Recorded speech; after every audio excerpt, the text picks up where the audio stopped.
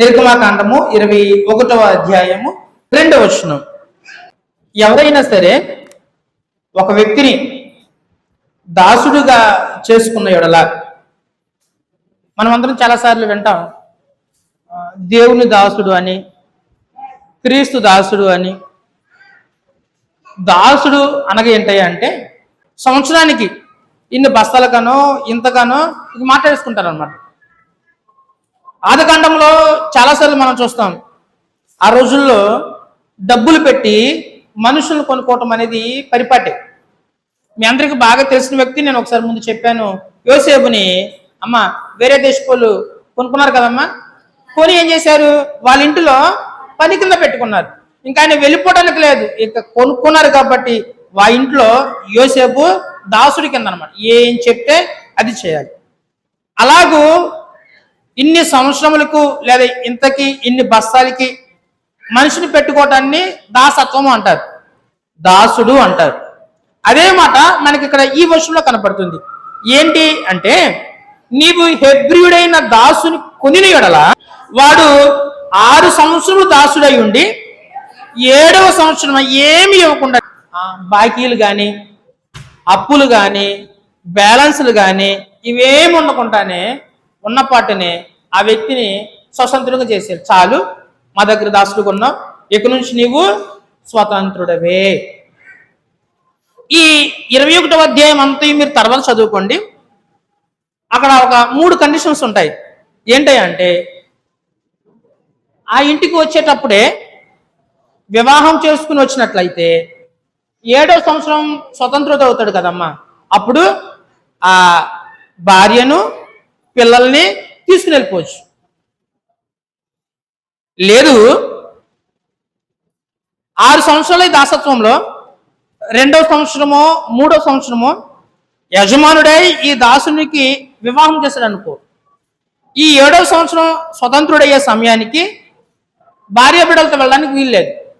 ఎలా వెళ్ళాలంటే దాసుడు మాత్రమే వెళ్ళాలి. ఎందుకని, వివాహం చేసింది ఎవరు, యజమానుడు. కాబట్టి ఈ పిల్లలు కానీ ఈ దాసి కానీ యజమానురాల కింద ఉంటుంది, దాసుడు మాత్రమే బయటకు వెళ్ళాలి. కానీ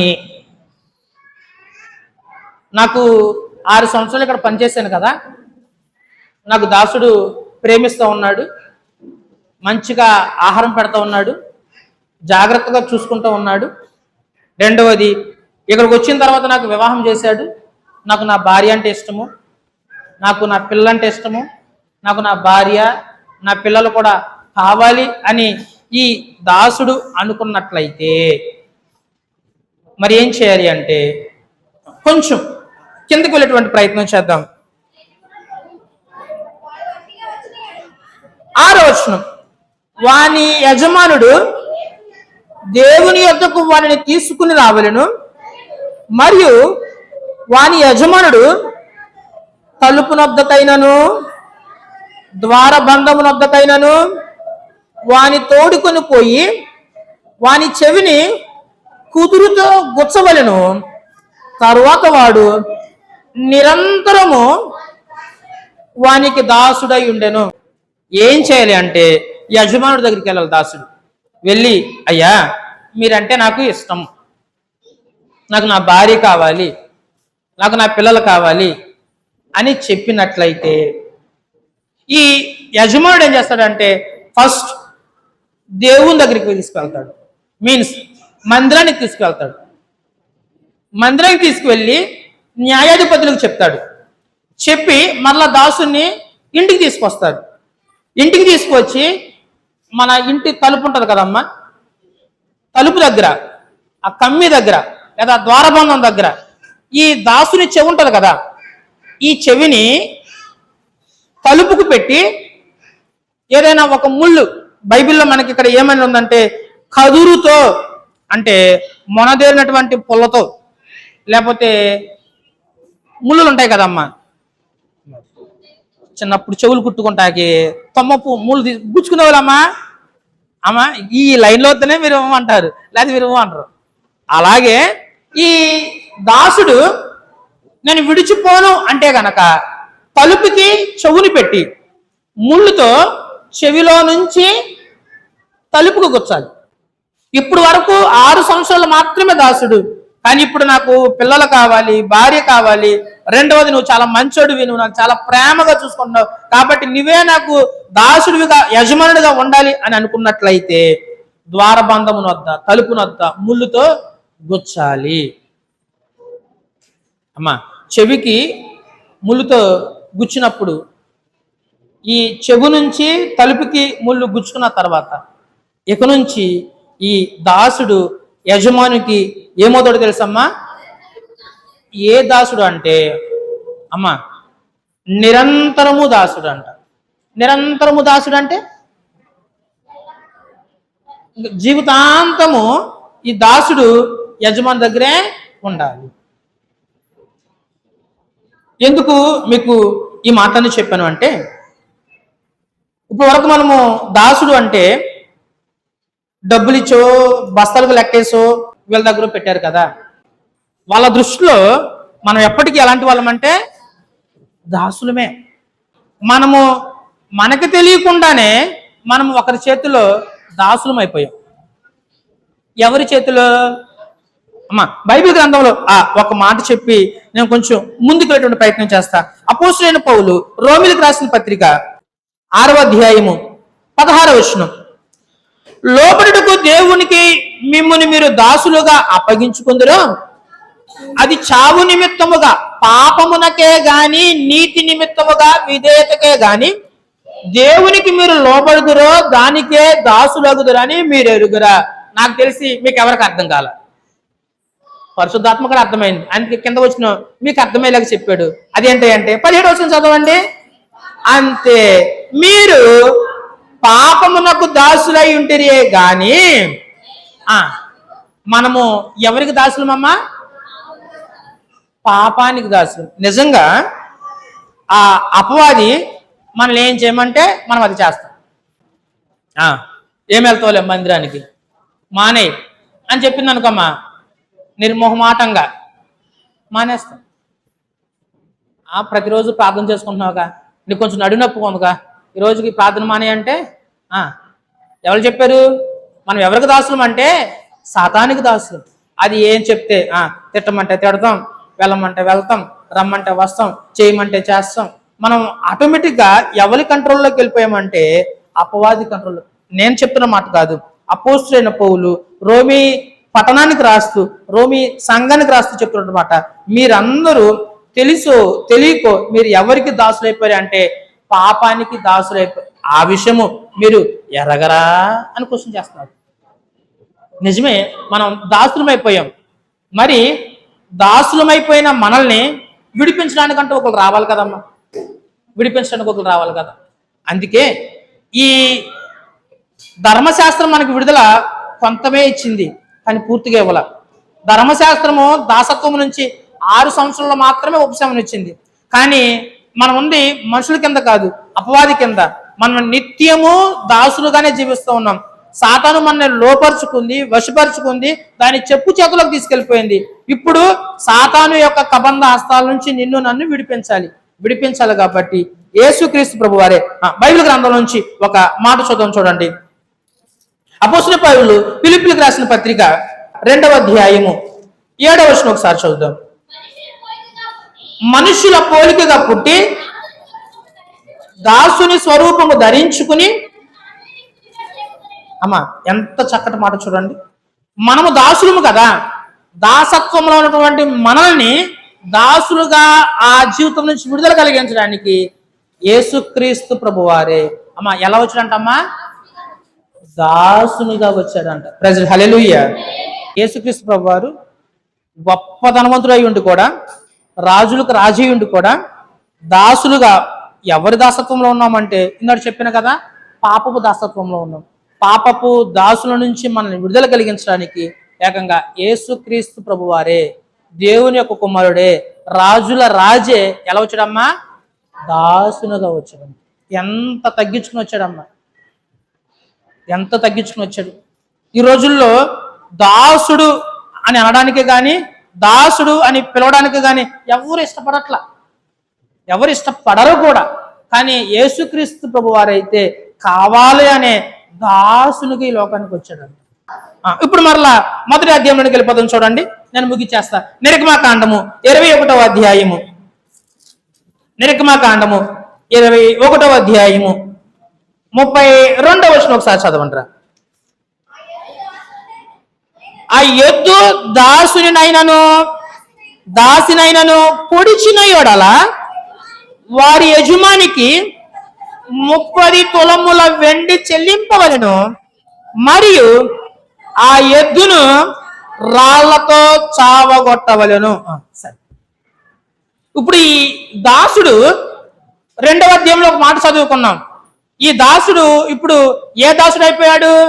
నిరంతర దాసుడు. అంటే జీవిత కాలం మొత్తము యజమానికి దాసుడు అయిపోయాడు. అంటే జీవిత కాలంలో ఇప్పుడు ఏ బాధలు వచ్చినా బాధ్యత ఎవరు వహించాలి అంటే యజమానుడే వహించాలి. ఇందక్కడ దాసుడు యజమానికి ఎలా ఉండడానికి ఇష్టపడ్డాడు అంటే నిరంతరము దాసుడుగా ఉండడం కోసం ఏం చేశాడు?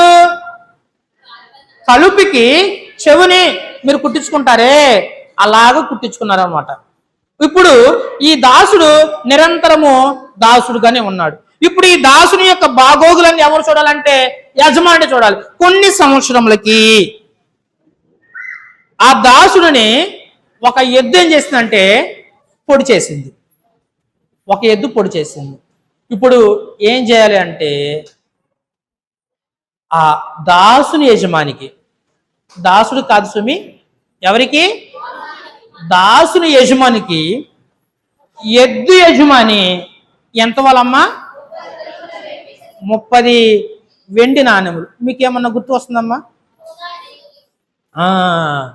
ఇస్కరియోతు యోధా యేసుక్రీస్తు ప్రభు వారిని ఎంతకు అమ్మేశారమ్మా? ఇక్కడ దాసుని యొక్క విలువ ఎంత? ఇక్కడ దాసుని విలువ ఎంత? 30 వెండి నాణెములు. ఇందాక నీకు ఒక మాట చెప్పాను, దాసుడు ఎవరని చెప్పాను? యేసుక్రీస్తు ప్రభు వారు. ఇప్పుడు ఈ యేసుక్రీస్తు ప్రభు వారిని కూడా ఒక ఎద్దు పొడిచింది. ఏ ఎద్దు పొడిచింది? ఇస్కరియోతు యోధా అనేటువంటి ఎద్దు ఎవరిని పొడిచిందమ్మా? యేసుక్రీస్తు ప్రభు వారు అనేటువంటి దాసుని ఏం చేసిందమ్మా? యోధాను కరెక్ట్ చేద్దాం అనుకున్న టైంకి యోధాకు కోపం వచ్చింది. ఆ రాత్రి కాలం అందే యోధా ఎక్కడికి వెళ్ళాడు తెలుసమ్మా? యాజకుల దగ్గరికి వెళ్ళాడు. ఇదిగో నేను నా దేవుణ్ణి ఏం చేస్తాను? అమ్మేస్తానంతే. ఎవరు? దాసుడు. దాని వాల్యూ ఎంత?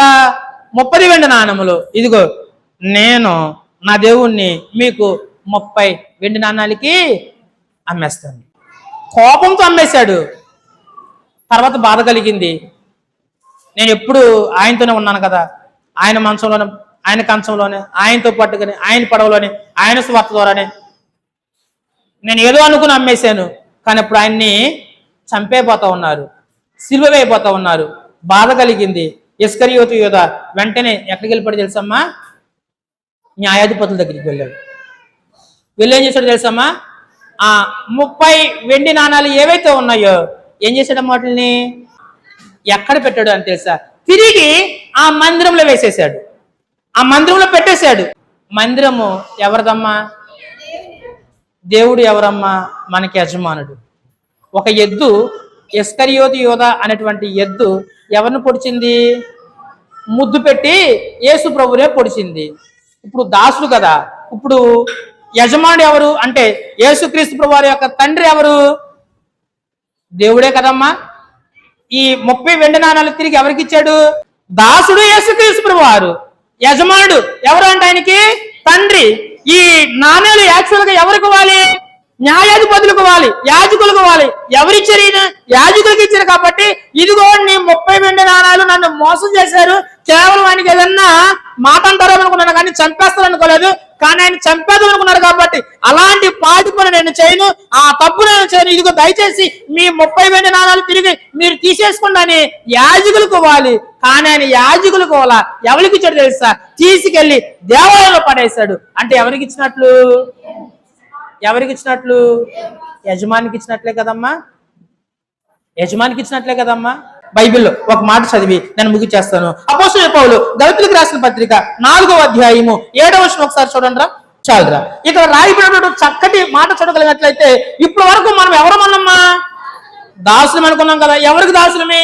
పాపానికి దాసులము. కానీ ఇప్పుడు నిన్ను దాసులుగా చేయకుండా నీ ప్లేస్ లో ఆయన వచ్చి నీవు నిత్యము దాసుడుగా ఉండాల్సిన పరిస్థితి వచ్చినప్పుడు నీ ప్లేస్ లో ఆయన వచ్చి నీ బదులు ఆయనే నిత్యము దాసుడుగా ఉండడం కోసమే ఆ తలుపుకి, ఆ చెక్కకి అనగా ఆ సిలువుకి మేకులు చేత చెవుని మేకుతోనో ముళ్ళుతోనో గుచ్చాలి కదా తల్లి. గుచ్చితేనే కదా నిత్య దాసుడయ్యేది. అందుకే యేసుక్రీస్తు ప్రభు వారు కూడా మేకుల చేత ఆ చెక్కకి కొట్టబడ్డాడు. ఫలితము నిత్యము దాసుడుగా ఉండవలసిన నీవు ఇప్పుడు ఏమైపోయావమ్మా? వారసుడిగా అయిపోయావు. ఎందుకంటే నీవు చెల్లించాల్సినటువంటి ప్రతి క్రయ విక్రయములు అన్నిటినీ నీ పక్షాన ఎవరు చెల్లించారంటే ఆయన చెల్లించాడు. ఆ చెక్క దగ్గర నీవు నేను ఉండాలి, కానీ నా ప్లేస్ లో ఎవరున్నారంటే దేవుడు ఉన్నాడు. ఇక్కడి నుంచి నువ్వు ఎవరు అంటే దాసుడు కాదు. ఇప్పటి వరకు నీవు దాసుడివి, కానీ ఇప్పటి నుంచి ఎవరు దాసుడు అంటే నీ పక్షాన ఆయన దాసుడు అయ్యాడు. మరి ఇప్పుడు నీవెవరు అవుతావు అంటే ఇక్కడ నువ్వు దాసుడు అని పిలవక ఎలా పిలువబడతావు? కుమారునిగా పిలువబడతావు. ప్రైజ్ హల్లెలూయా. యేసుక్రీస్తు ప్రభువు నీ కొరకు వచ్చాడు, దాసుని ప్లేస్ ని రీప్లేస్ చేశాడు. కానీ నీకంటూ ఒక బాకీ ఉంది కదా, ఆ బాకీ చేస్తారు కదా. ఆ బాకీ నాకు తెచ్చాడు తెలుసమ్మా. ఆ సిలువ పైన ఆయన యొక్క ఆఖరి రక్తపు బొట్టు అంతయు మన పాపముల కొరకై నిర్గమాకాండము 17వ అధ్యాయం మీరు తర్వాత చదువుకోండి. నీ పాపమునకు క్రయధనముగా ఒక పొటేలు గాని ఒక గొర్రె యొక్క రక్తమును గాని చిందించాలి. దాసుడు అంటే కేవలం తలుపు దగ్గర చెవికి ముల్లెట్టి గుచ్చుతుంది. చెవి కుట్టుకున్నప్పుడు రక్తం వస్తుందమ్మా. ఈ చెవు కడు కుట్టించుకోలేదా మీరు? అసలు చెవి కుట్టి ఏమన్నా ఒక బొట్టు 2 బొట్లు చిందిద్దాము. మంచి వాళ్ళు కరెక్ట్గా ఉన్న వాళ్ళు చెవి కుడితే బ్లడ్ కూడా రాదు. కానీ ఆయన ఏం చేశాడు తెలుసమ్మా? సిలువు పైన తన ఆఖరి రక్తము బొట్టు అంతయు ఏం చేశాడమ్మా? ధర్మశాస్త్రములో రక్తమే పాప క్రయ విమోచన ధనము కాబట్టి ఆ రక్తాన్ని ఆయన చిందించాడు. జస్ట్ ఒక ముళ్ళు గుచ్చుకుంటే పోవాల్సినటువంటి ఈ బానిస బ్రతుకును తర్వాత బాకీ అయిపోతాం కదా, అప్పైపోతాం కదా, అవన్నీ తెచ్చడం కోసం ఆయనే తన రక్తాన్ని చీర్చి ఆయనే చనిపోయి ఇప్పుడు ఏం చేశాడు తెలుసమ్మా? ఆయనతో పాటుగా ఆయన ఏమన్నా తెలుసా? గలతీయులకు రాసిన పత్రిక 4వ అధ్యాయము 7వ వచనంలో ఒక మాట ఉంటుంది. మనం చదివాం కదా. కాబట్టి నీవు ఇక దాసుడివి కాదు. ఎందుకంటే యేసుక్రీస్తు నీ కొరకు కేవలం చెవు మాత్రమే కుట్టించుకోవాలా, మేకులు కుట్టించుకున్నాడు, ములుగుడు పెట్టుకున్నాడు, కొలత కుట్టించుకున్నాడు, తన రక్తం అంతయు నీ కొరకై కాల్చబడ్డాడు. కాబట్టి నీవు ఇక దాసుడు కాదు, ఎవరు తెలుసమ్మా? కుమారుడువే. ఎవరికి? యజమానికి. ఎవరికి? యజమానికి నువ్వు కుమారుడివి. యజమానికి నువ్వు కుమారుడు అంటే ఇప్పుడు నువ్వు నాతో పాటు ఎవరికి వారసుడు తెలుసా? యజమానునికి. అంటే దేవునికి వారసుడివి. యేసుక్రీస్తు ప్రభువు ఇప్పుడు మనకేమవుతాడు తెలుసమ్మా? తమ్ముడు అవుతాడు, అన్నయ్య అవుతాడు. ప్రైజ్ హల్లెలూయా. ఆయనతో పాటు వారసుడు అంటే మనం అదే కదమ్మా. ఎలాంటి వాళ్ళమి? బానిస బ్రతికి ఉండాల్సిన మనము, పాపము చేయవలసిన మనము, సాతాను ఆడాల్సింది పాటిలో పాడాల్సినటువంటి మనల్ని ఆయన తన దాసుల రూపం ధరించి ఈ లోకానికి వచ్చి నీ బానిస బ్రతికి నుంచి విడుదల కలిగించి ఆయన నీతో పాటుగా సహవారసత్వం ఇచ్చాడంటే ఎంత గొప్ప భాగ్యం చేశాడు తెలుసా? ఆ దాసుడు అయితే తన భార్య కోసమో తన కుమారుడు కోసమో కేవలం చెవికి మాత్రమే ములుగుచ్చుకున్నాడు. కానీ ఈ దాసుడు నీ బానిస బతుకు నుంచి, నీ పాపము నుంచి, నీ యొక్క ప్రతి పాప విమోచన క్రయధనముగా నీ రక్తమంతా ఒడిచి చిందించాల్సిన సమయంలో నీ ప్లేస్ ఆయన రీప్లేస్ చేసి పరిశుద్ధమైన రక్తము, పవిత్రమైన రక్తము చిందించాడు. ఇక నుంచి నీవు దాసుడు కావు, నీవు ఆయనకు కుమారుడివి. కేవలం కుమారుడివే కాదు, పరలోకానికి. ప్రైజ్ హల్లెలూయా. హల్లెలూయా. ఇప్పుడు ఒక ప్రశ్న, ఇప్పుడు మనము వారసులము గాను కుమారులు గాను పిలువబడిపోయామా?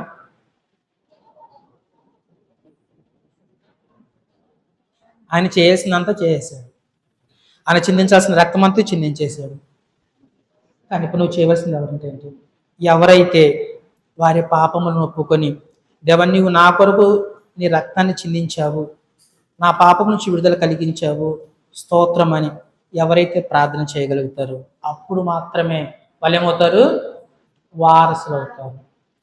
అమెరికాలో గ్రీన్ కార్డు వస్తుంది, అమెరికా పౌరసత్వం కోసం గ్రీన్ కార్డు వస్తాంగానే మనిషి ఏం చేయాలంటే అక్కడికి వెళ్ళి ఆ కార్డు తీసుకుని సంతకం పెట్టాలి. నీకు ఆధార్ కార్డు కానీ ఏదన్నా వచ్చినప్పుడు పోస్ట్ మ్యాన్ ఏం చేస్తాడమ్మా? వచ్చేస్తుందంటే వచ్చేస్తాను కాదు, అది నువ్వు తీసుకోవాలంటే సైన్ చేయాలి. ఇప్పుడు సైన్ అంటే ప్రార్థన. కాబట్టి అందరం సైన్ చేద్దాం, ప్రార్థన చేద్దాం. దేవా, నువ్వు నా కొరకు రక్తాన్ని కార్దించావు, నువ్వు నా కొరకు మరణించావు, నువ్వు నా కొరకే దాసుడిగా వచ్చావు, రక్తహస్తాలతో మమ్మల్ని ఉండాల్సిన నీవు కబంధ హస్తలోకి నువ్వు తీసుకున్నావు, నా కొరకు మరణించావు, రక్తాన్ని ఖర్చావు, నన్ను ఇప్పుడు దాసునిగా కాక కుమారునిగా చేసుకున్నావు, వందనాలు అయ్యా అని చిన్న ప్రార్థన చేసుకుని ఆ పౌరసత్వాన్ని పొందుకుందాం. అటు కృప దేవుడు నీకు నాకు మనందరికీ అనుగ్రహించును గాక.